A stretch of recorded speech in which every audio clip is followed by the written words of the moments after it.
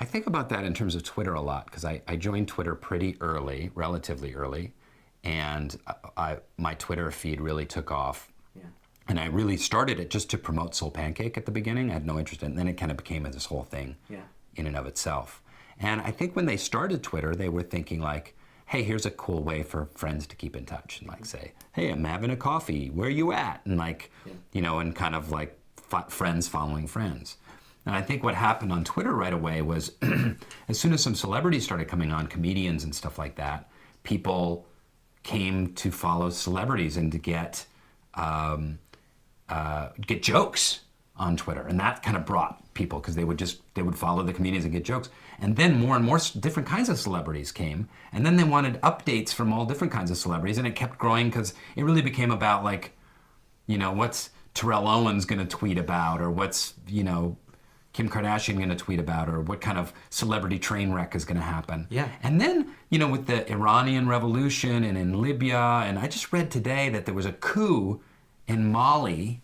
The army took over Mali, killed the president, and took over the royal palace. And they sent out an official tweet of the coup. To announce it, yeah. To announce it. So now it's shifting to kind of this world news unfolding like an amoeba of news. But what they did is they created a platform where it could do that. It wasn't so rigid that they're like, this is our idea and we are creating an app where you scan it and then you will find bargains at a store near you, and when you meet up with people at an airport you will exchange, and that, you know, you have this, it has enough gooiness to be able to be malleable and adapt. It is amazing. It's the now web, and a lot of people say, you know, news doesn't break anymore, it tweets.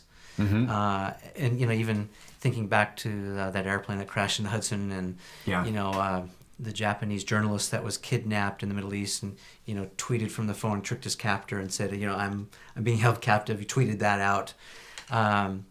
We're finding amazing uses, whether it's early warning for earthquakes or tsunamis, or getting access to your favorite athlete or celebrity. It's pretty cool stuff. Yeah. How's it changed your life? I mean,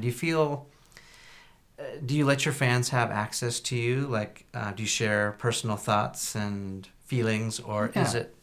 Sure. People. That was another reason that I was interested in Twitter right away. Was I wanted people to be able to get to know me different than Dwight. They just know me as my character, and then, you know, I'd even walk down the street and people would be like, Dwight, yo, hey Dwight, it's Dwight. Hey, look, it's Dwight. And they didn't know me as an actor named Rainn Wilson who has this life and is this kind of different kind of weirdo other than the character Dwight. And so this was a way for people to just kind of get to know me. And I loved you on Galaxy Quest, by the way. Oh, thank you. Thanks so much. Thanks for remembering. My first job in LA, actually. Was it? Yeah. But so that's been very successful for people to get to know me. And now it's this double-edged sword because now I am very well known for my online presence, for my Twitter feed, and for Soul Pancake, and for various ventures that I am starting.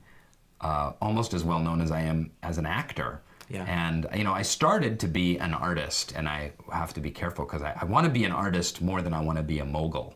Right. But I'm kind of going down this mogul path of, you know, producing more and more and having a production company and Soul Pancake taking off. So it's, for me, it's kind of a personal challenge.